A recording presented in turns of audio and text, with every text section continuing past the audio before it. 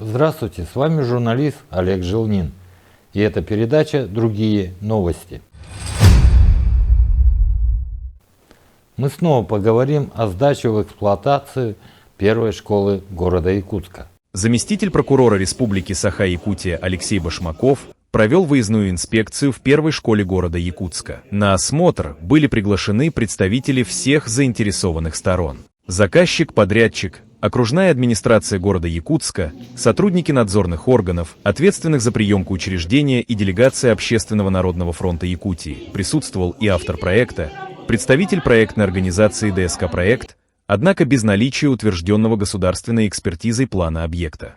В связи с этим всем участникам инспекции пришлось полагаться на собственный опыт и установленные регламенты надзорных служб при оценке состояния школы. Заместитель прокурора Якутии изучил состояние кровли школы. В дальнейшем были осмотрены учебные классы, столовая, спортивный зал и технические помещения. В ходе проверки особое внимание было уделено соответствию образовательным стандартам и требованиям безопасности.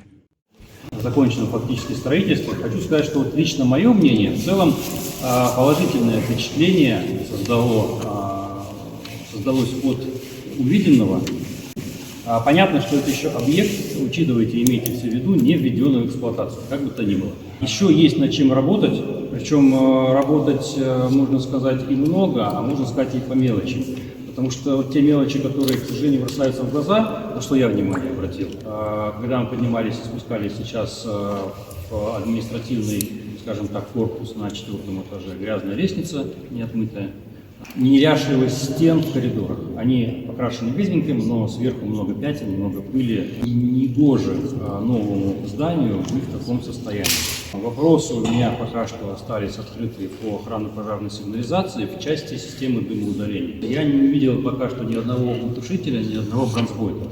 Трубами, которые под потолком идут. Посмотрите, пожалуйста, что это за трубы. Это система отопления, система канализации, насколько это соответствует проектным решениям. И если это невозможно устранить, то и это проектное решение. Посмотрите, как проектом предусмотрена защита и маскировка этих коммуникаций в кабинете.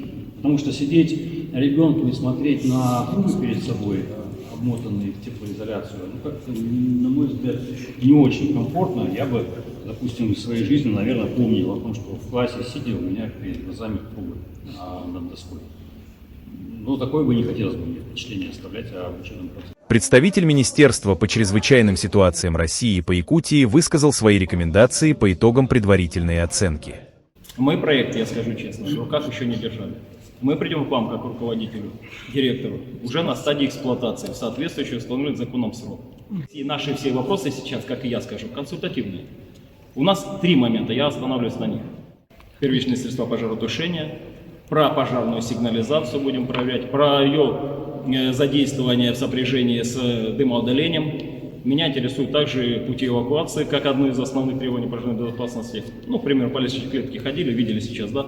Где-то высота разная, где-то ширина проступи, это тоже все устанавливается нормативами, это все мы посмотрим потом, когда увидим проект. Сейчас его у нас в руках не было, да и не могло быть.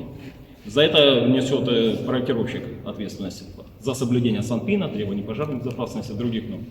Второй момент. Нас интересует водоснабжение, а точнее требуемый расход на нужды пожаротушения. Насколько знаем, по проекту существует 3 гидранта, но Минстрою нам вчера на совещании у исполняющего обязанности первого заместителя председателя правительства Республики Бачкова Николая Владимировича заверил, что в этом отношении вопросы будут сняты. Третий момент. Ограждение, мы его пока не затрагиваем. Нас интересует ширина проезда и подъезда к существующему уже построенному зданию. Пока что визуально видим, надеюсь, что мы ошибаемся, она не соответствующая. Вот как бы 3 момента, которые я вам озвучил, на которые мы будем в первую очередь обращать внимание. Заместитель прокурора Якутии представил неоднозначную оценку установки ограждения вокруг школы, подчеркнув его значение для безопасности детей. Вернусь к вопросам по ограждению. Есть на текущий момент 2 санпина, которые противоречат друг другу. Один по пожарной безопасности, который запрещает устанавливать какие-либо препятствия и ограждения для тушения пожара. А другой санпин касается требований антитеррористической защищенности. И тот санпин действующий. При этом есть определенные оговорки. Мы в течение нескольких месяцев выработаем решения, которые устроят и родителей, и школу, и обеспечат безопасность, потому что, опять же, я сам вижу, и при первом входе в холл у меня сразу возник вопрос. Вот есть налево вход, есть направо. Сколько людей будет охранять? Если, грубо говоря, там толпа 5-10 человек забежит, 2 охранника. Один побежит налево, другой побежит направо. Кто кого будет ловить, охранять, я пока не знаю. То есть, поэтому здесь тоже со схемой охраны, пожалуйста, разберитесь. Проработать вопросы взаимодействия с Росгвардией, каким образом должно быть обеспечено состояние охраны. Все эти моменты отработать. И опять же, я пока не увидел поста внизу, где непосредственно охрана будет находиться. Давайте объективно смотреть правде в глаза. Человек с ружьем, с карабином, против него что охранник сделает? Ничего не сделает. Соответственно, как минимум, если у нас будет ограждение с улицы, возможно, это уже каким-то образом обеспечить безопасность и воспрепятствовать будет время среагировать у того же охраны, которая на мониторе увидит человека там, с оружием, с ружьем и, соответственно, тревожную кнопку нажмет. По тревожной кнопке обязательно посмотрите, есть ли она, выведена ли на путь, и проверьте быстроту реагирования, насколько они быстро сюда приедут. Учебный процесс, когда начнется, я просьба к директору школы Таисии Николаевне, все моменты проблемные, которые будут, мы будем их устранять по взаимодействии с подрядной организацией, которая в рамках гарантийных обязательств должна будет устранять все недоработки, недостатки. И если какие-то недостатки будут выявляться в ходе процесса обучения, безусловно, мы будем устранять. Руководство первой школы и родительский комитет выразили надежду на скорое появление ограждений. Здесь будут учиться младшие классы, ребятишки, которые еще требуют большого контроля, и старшеклассники. Соответственно, очень бы хотелось, чтобы все вопросы, которые мы поставили, давно ставим, поднимаем бесконечно, были решены все-таки в пользу безопасности наших детей. Поэтому мы надеемся, что 1 сентября мы радостно зайдем в новую прекрасную школу и ждем того, чтобы вот эти вот все наши замечания были устранены. Все же мы надеемся для комиссионного заключительного акта подключатся именно те специалисты, которые проверят и скрытые работы, и нескрытые работы, да, и в конце концов в своем заключении напишут, результаты этого заключительного акта, что школа соответствует всем требованиям федерального законодательства.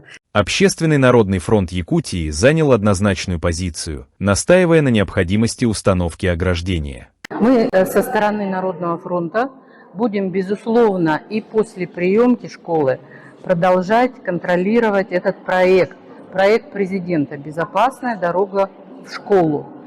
Мы будем настаивать, чтобы новое прекрасное здание первой школы было все-таки окружено забором, который создаст безопасные условия для обучения наших школьников. Ну и другие школы, в частности адаптивный центр, новые сдающиеся школы, также будем проверять на предмет безопасной дороги к школе. Первая школа в столице Якутии, занимающая площадь более 6000 квадратных метров, возведена за счет единой федеральной субсидии президента России в рамках мастер-плана якутской агломерации. Учреждение рассчитано на 253 ученика, однако в текущем году ожидается более 300 детей, включая 75 первоклассников. Первый этап сдачи школы в эксплуатацию запланирован на 21 августа этого года. Хочу обратиться к строителям и службе государственного заказчика Якутии. Не забывайте, что вы в первую очередь родители, и школа строится для ваших детей. Глава городского округа город Якутск Дмитрий Дмитриевич Садовников встретился с предпринимательским сообществом в столице Якутии. Встреча с главой городского округа город Якутск объединила представителей различных деловых кругов, включая Торгово-промышленную палату Якутии и общественную организацию «Деловая Россия».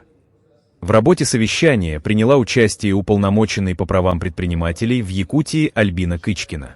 Мэр Якутска представил нового заместителя Евгения Пермякова, который будет курировать вопросы развития сельского хозяйства, торговли и предпринимательства. В своей вступительной речи глава города очертил основные направления предстоящего взаимодействия с бизнес-сообществом. В ходе свободного диалога предприниматели подняли ряд актуальных вопросов и внесли предложения по улучшению деловой среды Якутска. Координационный совет по предпринимательству при главе республики затронул темы нестационарной торговли, муниципального реестра контрольных мероприятий, использования туристического налога и льготной аренды общественных пространств, в частности, для обустройства теплых остановок.